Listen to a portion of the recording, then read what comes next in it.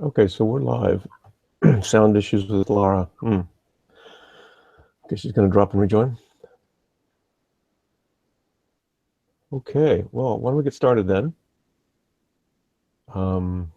Let's see now. I guess, Sam, I think, actually, Paul, you were first on board, at least the first attempt. Do you want to give an update, Paul? Please? Yes, I do a double take to try and circumvent any audio problems. Right. Having a bit of trouble running the Cucumber tests for the submit I want to do. I'm having this very strange error. It's missing a params ID, and it's it causes there's a require for that ID, so it raises an exception. It only seems to happen when I'm using Cucumber. I can do it fine, if I do it through the UI myself, and I check the parameters and they're there, but for some reason or other, the ID is missing when I do it through Cucumber. Okay. So I'm not.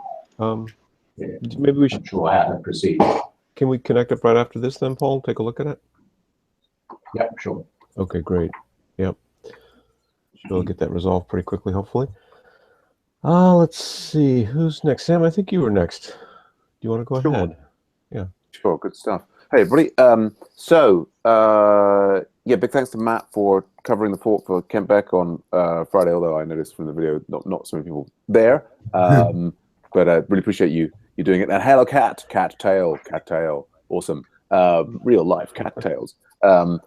Friday I was at DRE going through their new offering. They've got a really exciting GitHub integration that I think everyone's going to love. Also, I managed to put in a report on the projected income for Agile Ventures for the year, which translated into us getting further approval by this TechSoup organization as a charity, which has actually led to Slack approving us as a charity. And they've actually gone right ahead. And our main Slack instance, you may note, now is actually upgraded entirely to a standard tier. So it's got full history. There's like other stuff. It's, the way it works is that we have got free use for up to 250 members. Now you may say, wait a minute, Sam, there's over 1,500 members in our Slack instance, and there are, but they're measuring it based on active members. So, like in principle, it could be. I mean, this is a big step forward. I'm asking them about actually probably the priority for the standard tier should go to our Agile Ventures Premium instance, but I'm talking to them about that. For the time being, we seem to be on. You can browse that. You can look back through the last 3 or 4 years of history of Slack for Agile Ventures and see the original conversations, the early growth, and so on. Anyway, so that's something exciting. I have just been working on checking the performance of the new DRE servers in Ireland as part of the ongoing move local support over onto the DRE servers. That's an improvement. There's still a lot to do. I need to be working on the full DRE road plan today, going forwards, coordinating with Joao and Pat about Met Plus and whether we can host on DRE servers. I think there's a meeting going on later with the client. We've also got potential new marketing intern starting. I'm just waiting for references to come back. Yeah, so lots going on. There is a lot. There's lots to do. My brain's going. But that's about as much as a summary as I can think of. I'll stop there and That's as much as we can absorb. All right, great. Too much for Monday morning. Let's see. I guess who's next? Matt. I think you were next on board. Oh yeah, sure. Let's see. I was going to start on something new. I just want to make sure that the Twitter stuff is done before I don't want to abandon that. But then so I'm going to check in on that. And then in Event Manager, looks like there's some good work to be done. But I want to talk to, get some views on that because I don't want to take some of the media stuff. Setting up the action cable. I don't want to just.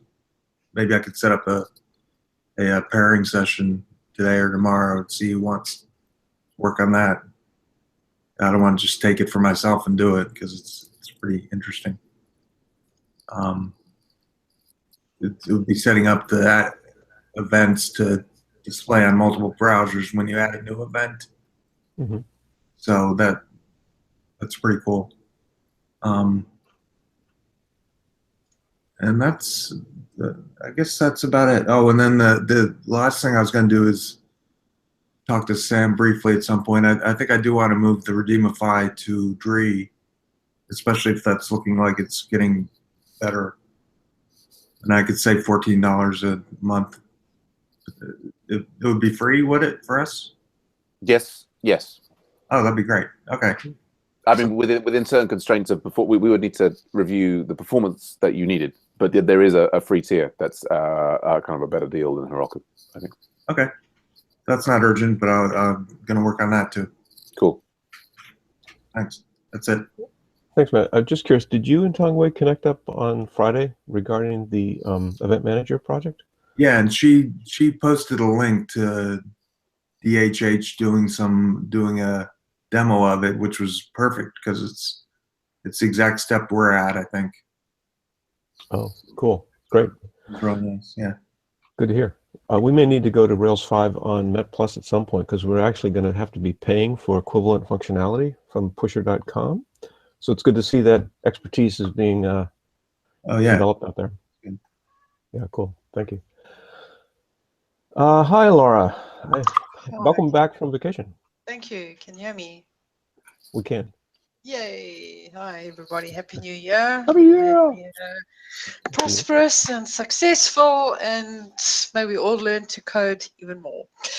Right. So, so I had a great break for 3 weeks, and I bought a book on Scrum, which I've been reading, Novice to Ninja by David Green. I'm enjoying that.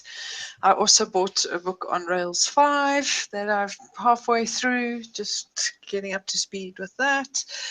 And then I don't have any blockers. The only question I have for Patrick is in terms of Met Plus and where we are with the client approval on the designs. Well, we reviewed the designs Yeah. shortly before or after you went on vacation. Yeah, after you went on vacation. Yeah.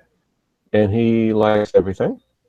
So absolutely no blockers there. He appreciates the improved look and feel, and it, yeah, he wants it in there. So I think we're good to go. Write story. Okay, so I can start writing stories. Yeah, absolutely. I was going to ask you if you could do that. Break it down. I mean, you'll know how to do that and where to point to assets that we're going to need to assemble that UI, all of that stuff. Yeah. Perfect. Do you need help doing that? Because I don't know if I can help much with that. You know much better how to do that. That's fine. I'll write them. I'll just ask you to just triple check me once I've written them, to make sure that they make sense. Yeah, no, absolutely. Okay, that'd be great. Hopefully that'll be the first thing we do post MVP. So we'll see how that goes. Great. Or if we have more delay on MVP, I think we'll just move ahead and start implementing that. No reason to wait. Perfect. Okay. All right. Thanks. Let's see. Anything else, Laura? No, that's all from me. Thank you. All right. Good to have you back. Tongwei, would you like to give your update? Hi. Hi. Yes. I tried for the Meet Plus. I connect with Sigu on Saturday evening. Yeah. So hopefully there's some progress. Yep. Then for event manager, Arache has made progress on it, and I tried on myself also, and I managed to get the Cucumber test pass. But the way I do is the one that is posted in the event manager channel. Yeah, by DHH. Yeah, he's using some kind of active job to do the broadcasting. Yes. So yeah. So that's all from me. Okay, thanks, Tongwei. Well, I suspect DHH knows a little bit about Action Cable, that's for sure. Good way to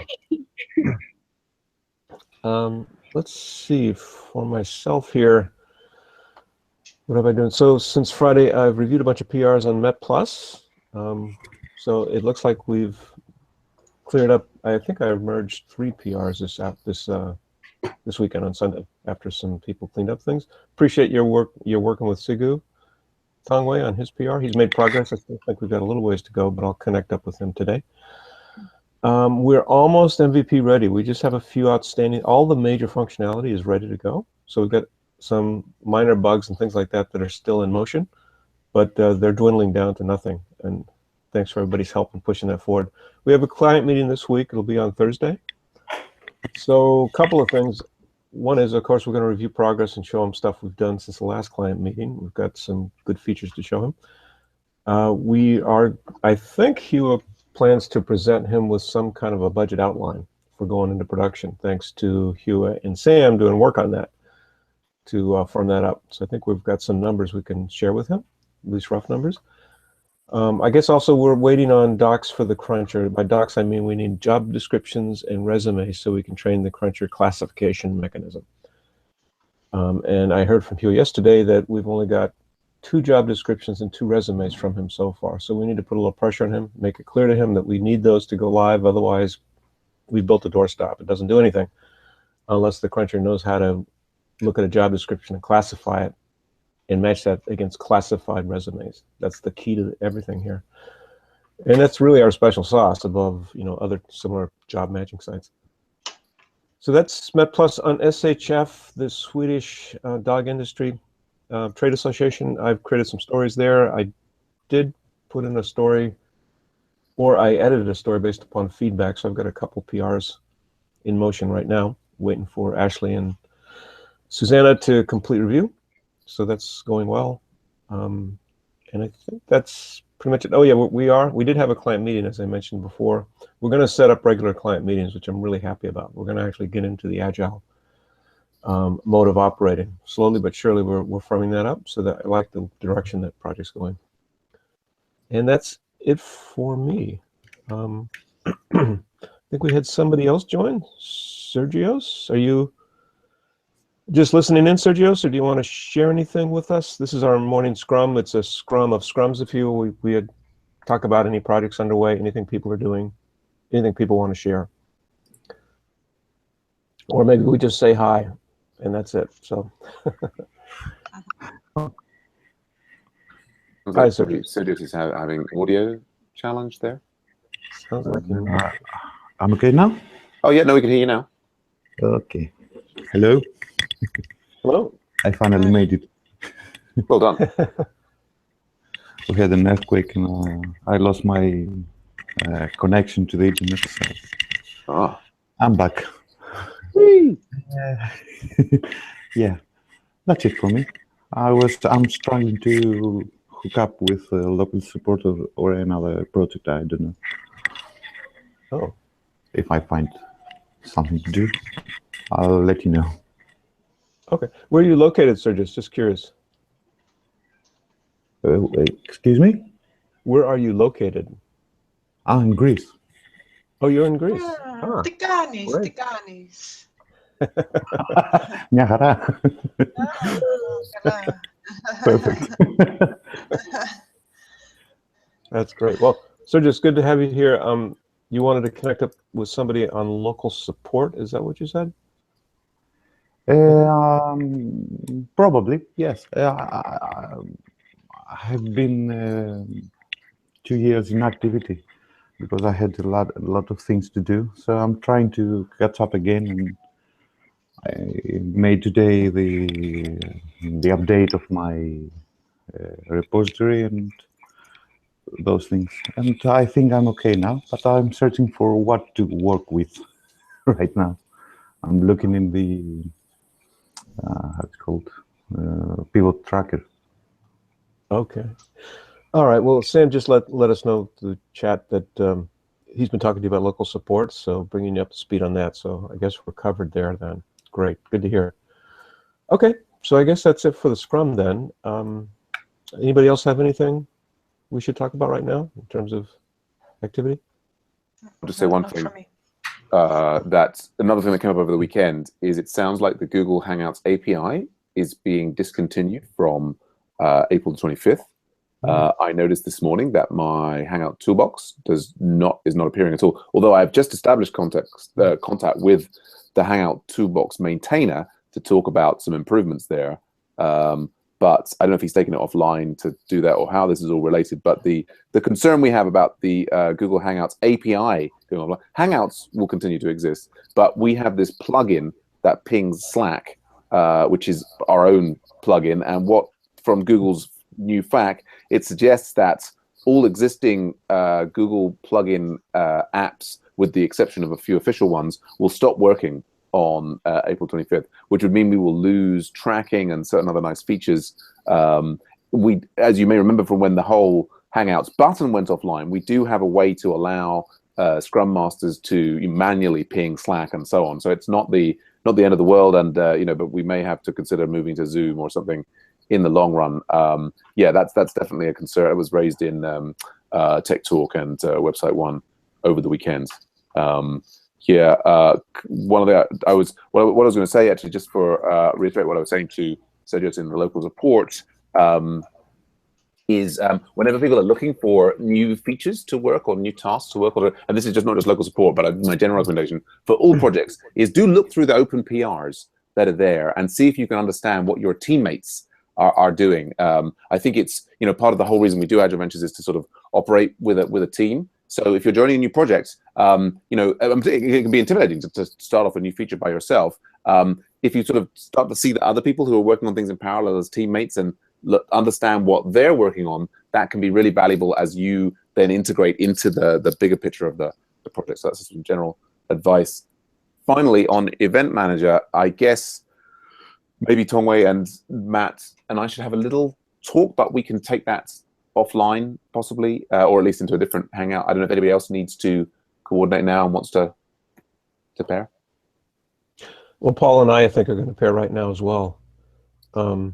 I could start another session, Sam, if you want to take this.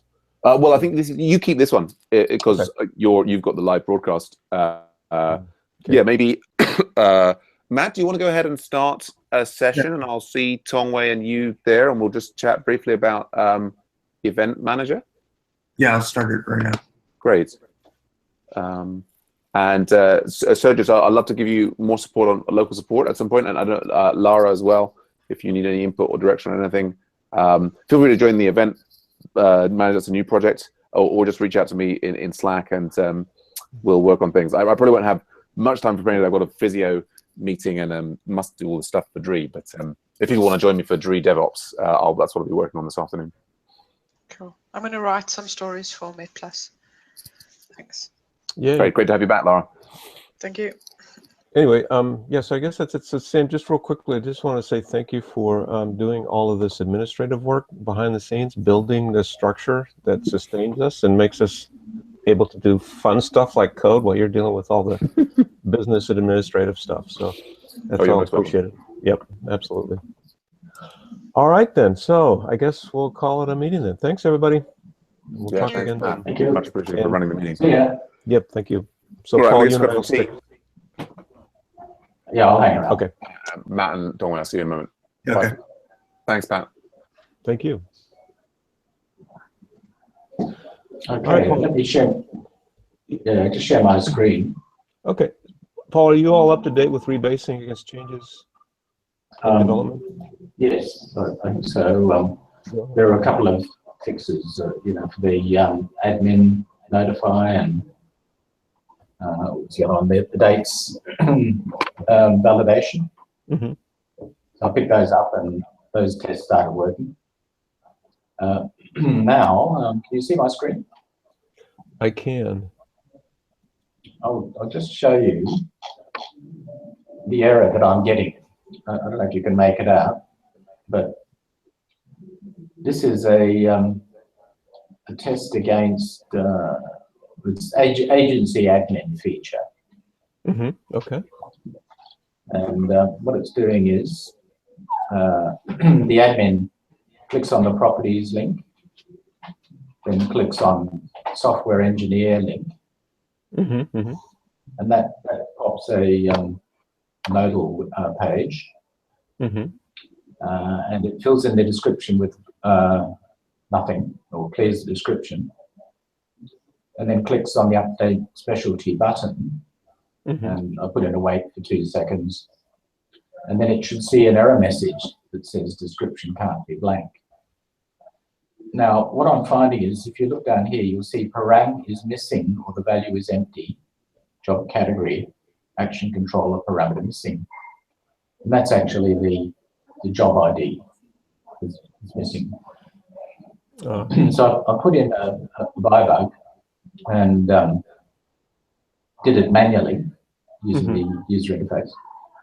And it has the correct parameters being passed, but the same point in the controller, when I run it through Cucumber, is missing the job ID. So it's not to do with the delay with the JavaScript. You know, I've taken a snapshot, as you showed me, of the screens, and you know, they're okay. I've still got them here. I might have deleted them, but I had snapshots of the pages, and you know, there was the notable page that was being displayed, and I had cleared the description and had clicked the update specialty. Well, that was all green anyway. It just seems to be this missing parameters. I don't know why Cucumber would be different from running it normally. Yeah, that's a little strange. Paul, is your GitHub repo up to date with all your code? Oh, this is. Yeah. But I mean, have you pushed all your whatever you're doing up to your GitHub repo? Yes, I did. You did? Okay.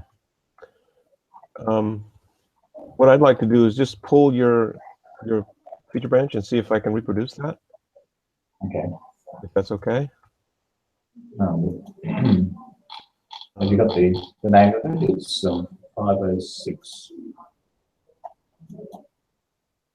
It's 506. You can see it. 506. I see it. Yep, I see that. Okay, let me just pull that. I'm doing that right now. Check out.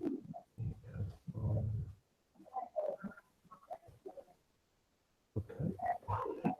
And which particular step or scenario is failing? Agency admin feature, line 304.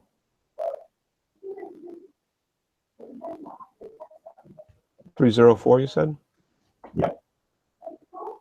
Is that where the, okay, yeah, I see that. Okay, great. Let me try that right now. So I'm running this scenario locally. Unfortunately, they're pretty slow. I wonder if there's something going on with our database strategy on testing, because these Cucumber scenarios are really slow. Somebody has to take a look at that at some point. Let's see. So it's doing the background stuff now. Update job, click software engineer, fill in description with blank. Yep, it seems like it's working for me. So Something different for me. Yeah, so why don't we try waiting not 2 seconds, but something like I don't know, let's go to 6 seconds or something. Just to see if that. I went to 40 seconds. I tried that. Sorry? I went. You've tried that? Yeah, I went 40 seconds. So I don't 40 think it's, seconds. Yeah, I don't think it's the delay in the nodal page displaying, because I took the screenshots and it's definitely displaying, and it's definitely clearing that field. So, and this error, this parameters missing, is the one that's causing the problem. That's really strange. Well, my theory was that what's happening, of course, when you click the update specialty button is it's going to a JavaScript callback function. It's not going directly to the controller, and the callback function is doing an XHR request to the controller to update the data or to get the error request. So that all that stuff about going to the callback function and the XHR is all invisible to Capybara, so it can't wait until something appears because it all has to happen. So that's why waits are important there. What's the maximum wait you've tried on that? Oh, I think 40 seconds I put it up to. 40? Yeah. Ah, okay. Well, that's what. That would be way beyond what was required. So if you could look at one thing for me, which is let's see, under features. If you can go to the features folder. Yeah, where the cucumber scenarios are. And then click on, oh yeah, let's open env.rb under support.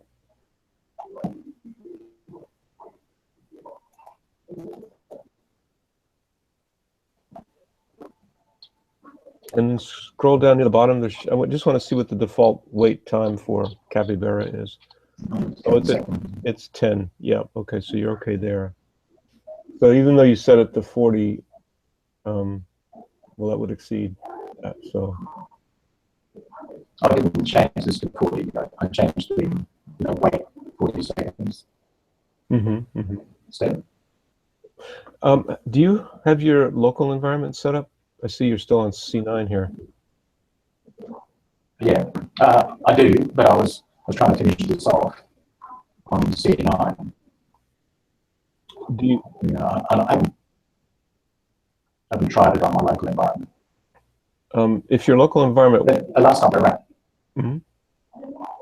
Yeah, last time I ran that, I ran into trouble with the X terminal. Okay. Okay. Running Firefox. It seemed to work one time I tried it, and the last time I tried it, yep, didn't work so well. I haven't sort of been back to figure out what went on with it. Okay. All right. Well, sounds like that's not entirely right. So going back to that error, is that the only scenario that fails in that feature test, in that feature file? No. I've got a rerun. A list here in the rerun text file. So that was just the first one I tried. The other ones, had possibly similar problems. I don't know, but I thought generally, we solve one of these. It tends to solve a problem. Oh yeah, you're breaking up a little bit, Paul. I'm sorry. Yeah, this is the first one I tried to really fix or find a workaround of some sort. I can't get past it, unfortunately. So, do you have an outstanding story that you're working on, or are you just trying to get this to work in your environment now with all the updates? Well, I do. It was confirming the email changes for the company person. Right. Okay. So the strategy would change, but getting the Hookup test to run is really what's held me up. Yeah. Is your code, other than this, do you think ready to go in terms of a PR? I think so. I mean, if you think it's all the aspects run, okay. So if you think it's just something wrong with my environment that's causing the Hookup tests. Yeah. So it's hard to trace what's going on unless I can actually duplicate it in my environment. It's tough to see that stack tracing. I see what you're saying about the ID missing, but that's bizarre. It shouldn't be. So I'm wondering if you want to go ahead and create a whip pull request. A whip? What's a whip pull request? Just go ahead and create a pull request, but title it as WIP, work in progress. Oh, okay, yeah. Work in progress, colon, and then the story that you're working on. And let's just see if the CI tests work or not, or if it gets the same failure. Yeah. If it gets the same failure, then there's something in the code that's causing this. Although again, I'm running your feature branch locally and it works fine, at least for that one test. I can run the whole suite. It'll take me a while, but I would suggest let's do that. Let's create a whip PR and just let it run through the CI tests and see what happens. Okay. Yeah, I was sort of reading up, on Myrtle pages and how Rails handles them and JavaScript and so on. It's a big area of knowledge which I'm not very up to date with. But yeah, I don't know whether. Well, that's why I thought it might be a where wait the answer problem, lies. because Capybara cannot see. There is a way to put a step in Capybara, which I should work on at some point, which waits until all outstanding JavaScript requests have completed. In other words, a success or an error has been sent back, but I haven't done that yet. But anyway, that's why those waits are important there, because Capybara doesn't have visibility to what's going on. Whereas I did read up a bit on it, but they said that in I think the later versions of Capybara, that there was a wait until at one time that they took out because the synchronizing had been built in. It was a lot better than it was previously, and most of the time it took care of it. So there was a wait until as you was. It was previously, but that was taken out at some version because it was no longer required, and the thought was that it led people to believe that you needed something like that, whereas in fact you didn't, because of the improved synchronization handling of Capybara. Well, they're probably anyway, right. what you were saying so about when you click on the link update specialty, but it goes off and does some JavaScript that's all invisible to Capybara. Probably the answer lies in there somewhere as to how that's handled and the way that interacts with Capybara. Well, when you're in that scenario, when you click on the update specialty button, and then the next step is, and I should see description can't be blank. That's where it's failing. Yeah. So Capybara supposedly will wait up to its max wait time of 10 seconds for the DOM, for the page to have description can't be blank appear. But I don't trust that always works, to be honest. I think you can save You can save the DOM as well, can't you? I don't know if that would be of any benefit.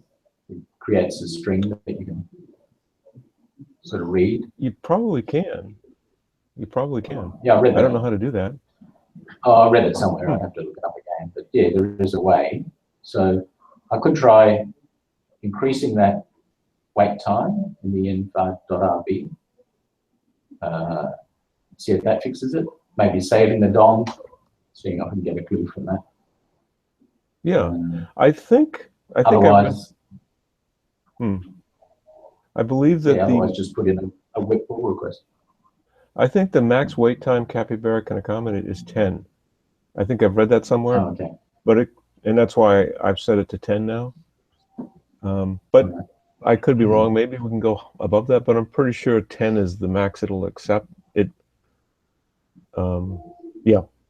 So I think a whip PR, we learned something from that. If it passes in the CI environment, then, and it passes in my local environment, then maybe it's something unique to CI, and we should stop hitting our head against that wall, Yeah, I agree. Well, if I can finish this one off, then I really will try and get my local environment to work properly. Oh yeah, absolutely. Have you been able to Google Otherwise, much on C9 specific Capybara or Rails or anything like that? No, I haven't really seen anything. Yeah, that's one of those things where probably it's too obscure to be much out there right now. Yeah. If it is C9, it could be something entirely different. But can we see that error trace back one more time? Okay. So that's the relevant Is there any way one that here. you can increase the size of the screen, the resolution of the screen, zoom in a little bit? Or is that not possible? If not, that's okay. Let's see, how do you What is missing here? use Zoom or something? I'm not sure. And,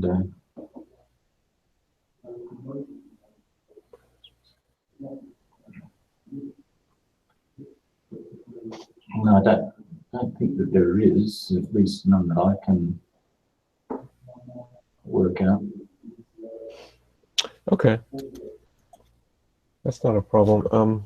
Let me just real briefly look at what's going on with that JavaScript. Let's see.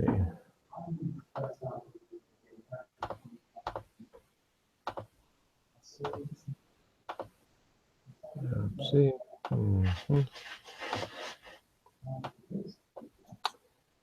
Agency admin.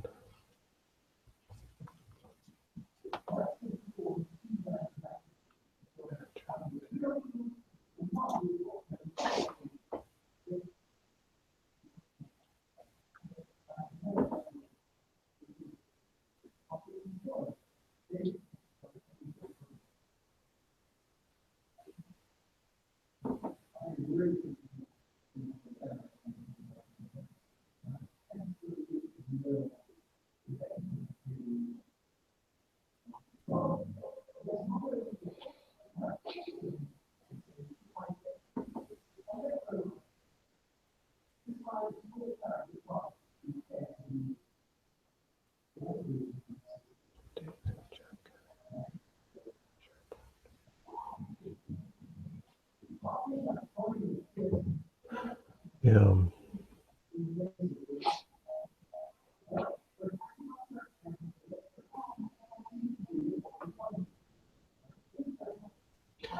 Yeah, the JavaScript all looks fine, Paul. When the button it to must, edit. Yeah, go ahead. must be my environment. Yeah, this If you're not getting JavaScript. it, nobody else reports it. Nobody else, and this JavaScript's been out there for ever.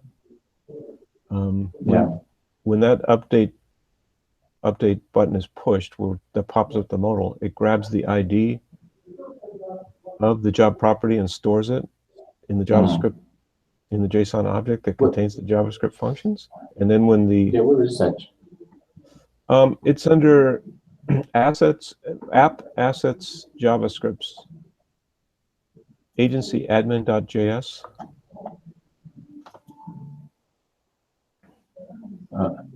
Assets, JavaScript. JavaScripts. And then it's agent, the second one there, agency admin.js.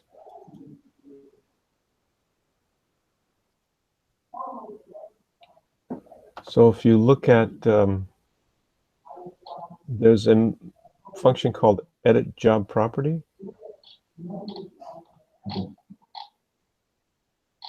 Edit job category? Actually, yeah. Or edit job property. Yeah, so that's called, I think, by edit job skill or property, whatever it is. But then the main action is edit job property. And so this actually is invoked when you click on the button that pops up the modal. So you can see on line 94, it's grabbing the ID of the property and it's storing it in a slot in this JavaScript object. So that's all it's doing. And then you can see line 103, it's popping up the modal to allow editing of the job property. And then later on, when it comes back, this line 115, excuse me. No, not line 115, that's generic. I need to go to the update job property. It should be line 115, I think. Yeah. 115, yeah. Nope, I'm sorry, line 127. That's the one that actually does the work. called Update job property, yeah. update. So that's, again, it's job category or job skills, but they both invoke this function to actually do the work. And yeah, so this is where it actually does the work of calling the XHR action in the controller to make the updates. So that's what's happening here, and that function has been here forever. Yeah, I just like to understand where my system is going wrong. Well, as I'm trying to look at, so this is doing what it's been doing for quite some time now. It hasn't undergone any change. So I'm just trying to think how, if C9's the problem, what it would be doing wrong. The clue is that we store the ID of the job property, and then we should be retrieving the ID here somewhere. Let me see if let me look at my local editor. Job category, job skill. Yeah.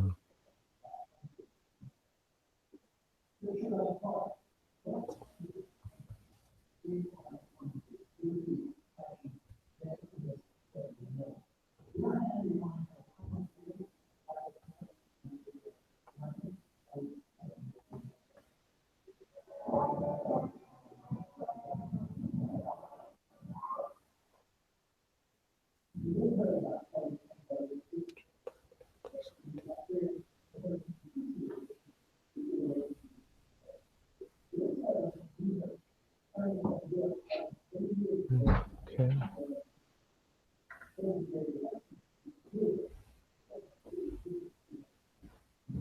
Yeah, okay.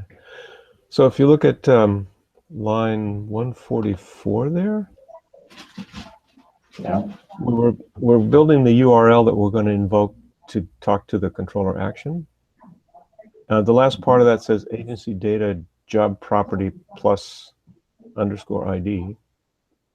So job property underscore job property is either skill or category string. So in this case, I think it's a skill we're working on, right? So that string would be skill. No, it was the wasn't the skill, it was a category? The first, the category, the job category. Okay, so that agency data with the brackets there, that string within the brackets would be category underscore ID. And if you go and you look at line 112, actually it would be job category ID. Yeah, job so now is the one that's missing. So now we have the string within agency data. Agency data is the overall object that contains all of these variables and functions. So now we've got agency. So actually, that might be useful if you go look at the top of this thing, of the file. You see this var agency data? So this variable agency data contains a bunch of functions and variables, starting with toggle, add job category, etc. And if you look at 112 again, go back to 112.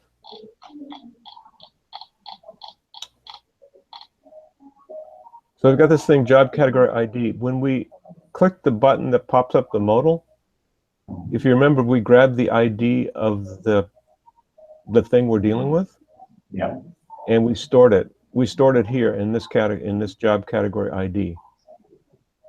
So that the reason we store it there is later on when the person clicks the, the submit button in the modal itself, we handle that submit through the update underscore job property. It says, okay, which properties I'm working on, job category or skill. Either way, I build the string that represents that variable, either line 112 or 113, and I grab the property ID that I cached when the modal was popped up. So that's what's happening there. And that all works. That's all tested, Jasmine tested to death, etc. So that's what's going on. So when you click the button to pop up the modal, there's a JavaScript function that caches the property ID that you're dealing with. When you click this, the submit within the modal, the other JavaScript function grabs that ID that was cached, and then it sends an XHR request to the controller saying, hey, for this particular property of this ID, do something, edit it, whatever. That's what's going on behind the scenes. So there's a lot of JavaScript back and forth here.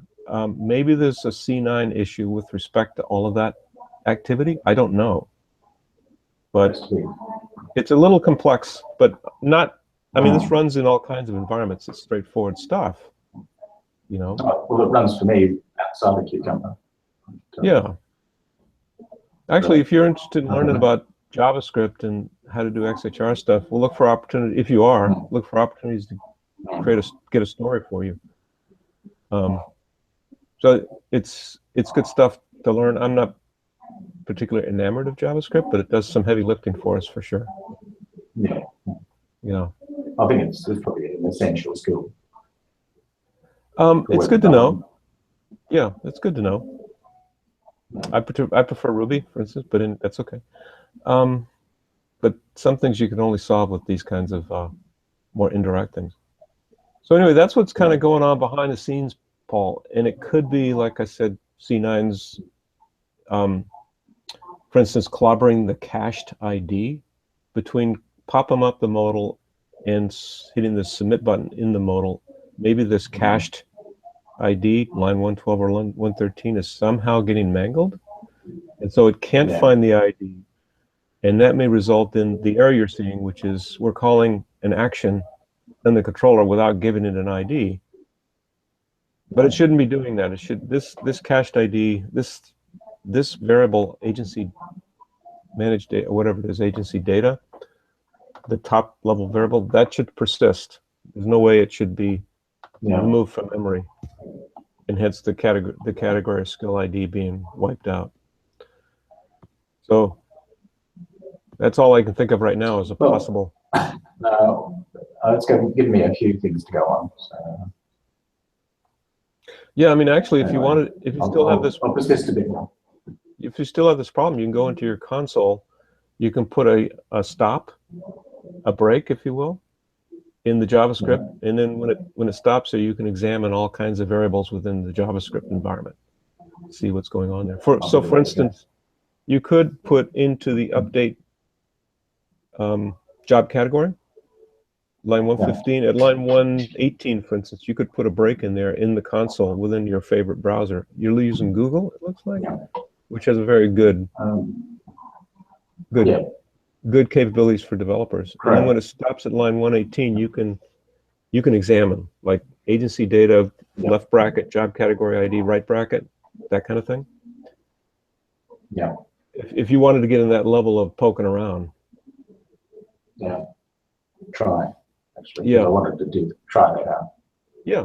So I haven't done any kind of JavaScript debugging yet. Mm-hmm. Yeah. But this is a puzzle. Like if you want to try that whip PR thing, I think it'd be interesting to see what happens there. Yeah, we'll do. All right, look, I won't keep you any longer.